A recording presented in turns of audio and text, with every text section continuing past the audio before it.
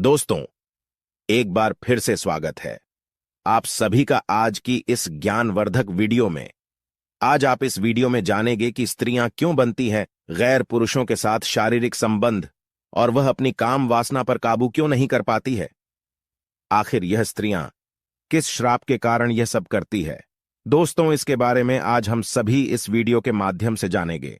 आज की हमारी वीडियो बहुत ही ज्ञानवर्धक और रोचक होने वाली है, इसलिए आप सभी दर्शकों से मैं ये निवेदन करता हूं, वीडियो को अंत तक अवश्य देखें, जिससे आपको संपूर्ण जानकारी प्राप्त हो सके। वीडियो का एक भी पार्ट स्किप ना करें, वरना यह वीडियो आपकी समझ में नहीं आएगी।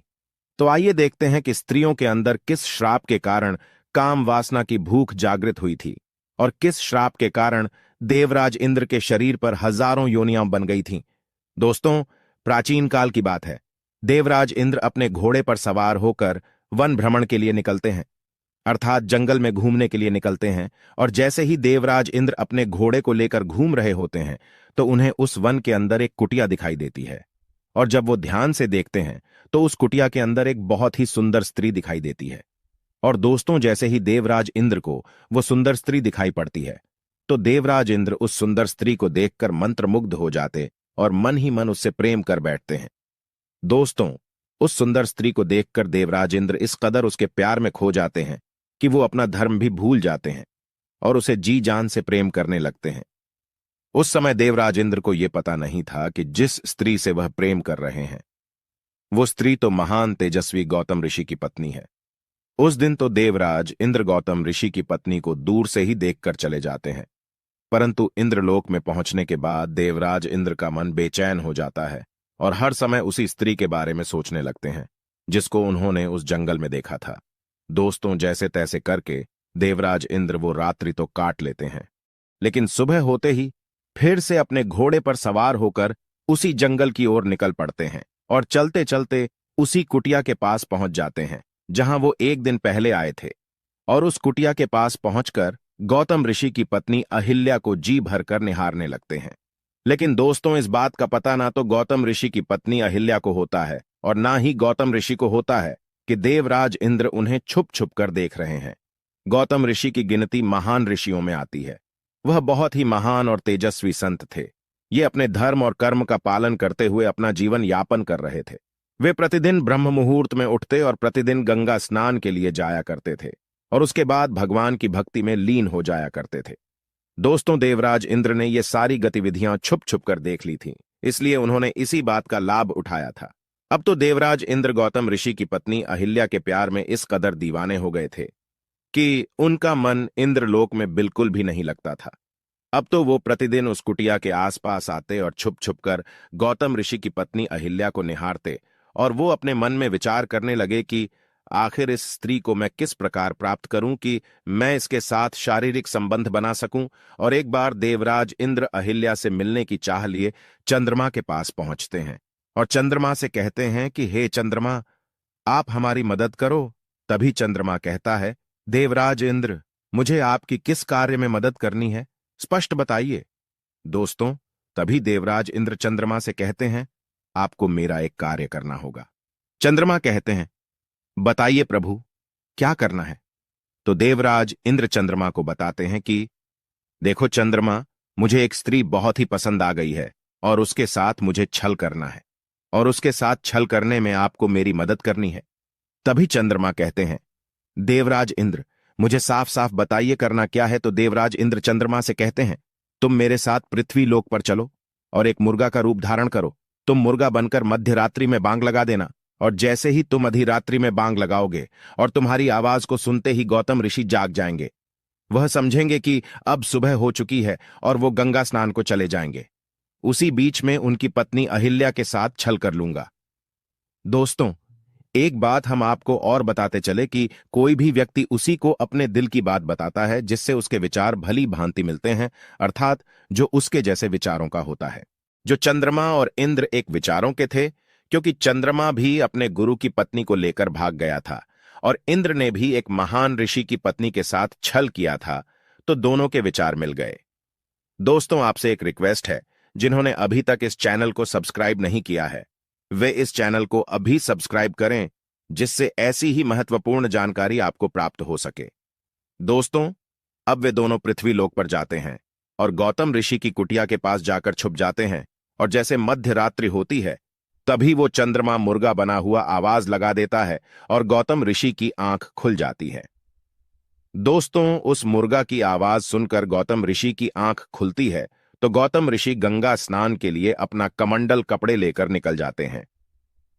मित्रों, वो गौतम ऋषि उस मायाजाल को नहीं समझ पाते हैं। वो ये नहीं समझ पाते हैं कि ये एक माया है। अब मित्रों, वो गौतम ऋषि झूठे सवेरे को देखकर गंगा स्नान को चले जाते हैं, और उसी समय दोस्तों देवराज इंद्र गौतम ऋषि का भेष बनाते हैं और अहिल्या से छल करने के लिए उनकी कुटिया में घुस जाते हैं और अहिल्या के पास जाकर मीठी मीठी प्रेम की बातें करने लगते हैं। बातें करते करते देवराज इंद्र अहिल्या को अपनी बाहों में जकड़ डांट लेते हैं। और दोस्तों, उधर क्या होता है, जब गौतम ऋषि गंगा किनारे गंगा स्नान को पहुंचते हैं तो उस समय ना तो उन्हें किसी पशु पक्षी व अन्य जीव की आवाज सुनाई देती है और ना ही कोई गंगा स्नान करते हुए दिखाई देता है, अर्थात उन्हें किसी भी प्रकार की कोई भी हलचल दिखाई नहीं देती है। तब वे इस बात को भली भांति समझ जाते हैं कि हो ना हो ये किसी की मायावी चाल है। दोस्तों, इस बात का उन्हें आभास हो जाता है कि अवश्य मेरे साथ छल हो रहा है। अपने मन में यह विचार करने के बाद वो गौतम ऋषि वहां से तुरंत कुटिया की ओर दौड़ने लगते हैं। तो अपनी कुटिया के समीप आकर वो देखते हैं कि कुटिया के द्वार पर एक मुर्गा बैठा हुआ है। तब गौतम ऋषि अपने हाथ पर जल लेते हैं और मंत्र पढ़कर उस मुर्गा पर मारते हैं। तो वो चंद्रमा अपने असली रूप में आ जाता है, और जैसे ही कुटिया के अंदर पहुंचते हैं तो देखते हैं उन्हीं के भेष में एक पुरुष उनकी पत्नी के साथ शारीरिक संबंध बना रहा है। दोस्तों, जैसे ही गौतम ऋषि इस दृश्य को देखते हैं तो उन्हें अत्यधिक क्रोध आ जाता है और उनके नेत्र लाल हो जाते हैं और कहते हैं कि हे मूर्ख स्त्री, तुझे अपने और पराये में कोई फर्क नजर नहीं आया। तुझ में अपने और पराये में पहचानने की शक्ति नहीं है, तो ऐसी स्त्री से क्या लाभ। तुझे तो पत्थर हो जाना चाहिए।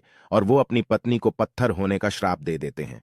और उसके बाद वे और भी अधिक क्रोधित हो जाते हैं और इंद्र को काम वासना का भूखा समझकर इंद्र को श्राप देते हुए कहते हैं, हे देवराज इंद्र, तुम्हारे अंदर काम वासना की शक्ति बहुत अधिक है और तुम हर स्त्री पर आसक्त हो जाते हो। इसलिए मैं तुम्हें श्राप देता हूं कि तुम्हारे शरीर पर हजारों योनियां बन जाएंगी। दोस्तों, जैसे ही यह श्राप गौतम ऋषि इंद्रदेव को देते हैं तो उसी समय देवराज इंद्र के शरीर पर हजारों योनियां बन जाती है। दोस्तों, ये सबको देखकर देवराज इंद्र गौतम ऋषि के चरणों में गिरकर क्षमा याचना करने लगते हैं और अपने द्वारा किए गए पाप की क्षमा मांगने लगते हैं। दोस्तों, इंद्र के बार बार विनती करने के बाद गौतम ऋषि इंद्र से कहते हैं कि हे इंद्र, मैं अपने श्राप को वापस तो नहीं ले सकता और ना ही मेरे मुख से निकला हुआ श्राप झूठा हो सकता है, लेकिन मैं उसमें बदलाव अवश्य कर सकता हूं। इसलिए हे देवराज इंद्र, जो तुम्हारे शरीर पर हजारों योनियों बन गई है, ये योनि आंखों में परिवर्तित हो जाएंगी। इनके जगहों पर हजारों आंखें बन जाएंगी। दोस्तों, गौतम ऋषि के ऐसे कहते ही वे योनि आंखों में परिवर्तित हो गई। और मित्रों, गौतम महर्षि ने जो अपनी पत्नी को पाषण होने का श्राप दिया था, तो गौतम ऋषि की पत्नी अहिल्या उनसे कहती हैं कि हे स्वामी, इसमें मेरा कोई दोष नहीं है जो आपने मुझे पत्थर होने का श्राप दे दिया, क्योंकि मुझे इस बात का बिल्कुल भी एहसास नहीं हुआ कि मेरे साथ आकर के जिसने भी छल किया है, अर्थात जिसने मेरे साथ संबंध बनाए हैं, वह कौन है, क्योंकि वह तो आपके रूप में आया था तो मैं तो आपको ही समझ रही थी। इसलिए इस ग्रंथ में मेरी कोई भी गलती नहीं है, मेरा कोई भी कसूर नहीं है। दोस्तों, उनके मुख से ऐसी बात सुनने के बाद वो गौतम ऋषि अपनी पत्नी अहिल्या से कहते हैं कि मैं अपने मुख से दिया हुआ श्राप वापस तो नहीं ले सकता, परंतु मैं तुम्हें एक वरदान अवश्य दे सकता हूं। कुछ समय बाद जब भगवान श्री हरि विष्णु मर्यादा पुरुषोत्तम भगवान श्री राम के रूप में अवतरित होंगे, वो ही आकर के आपका उद्धार करेंगे। उनकी चरण स्पर्श से ही आपका उद्धार होगा। उनके चरणों से स्पर्श होते ही तुम फिर उसी रूप में आ जाओगी। दोस्तों, इस प्रकार से काफी समय व्यतीत हो जाता है और भगवान श्री हरि विष्णु मर्यादा पुरुषोत्तम श्री राम के रूप में अवतरित होते हैं और अवतरित होने के बाद अपने गुरु के साथ उसी स्थान पर पहुंचते हैं जहां गौतम ऋषि की पत्नी अहिल्या पत्थर की शिला बनी हुई थी।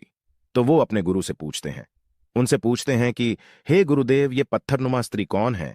तो उनके गुरु बताते हुए कहते हैं कि हे राम, ये गौतम ऋषि की पत्नी अहिल्या हैं और वर्षों पहले से आपकी प्रतीक्षा कर रही है कि आप यहां आए और इनका उद्धार करें।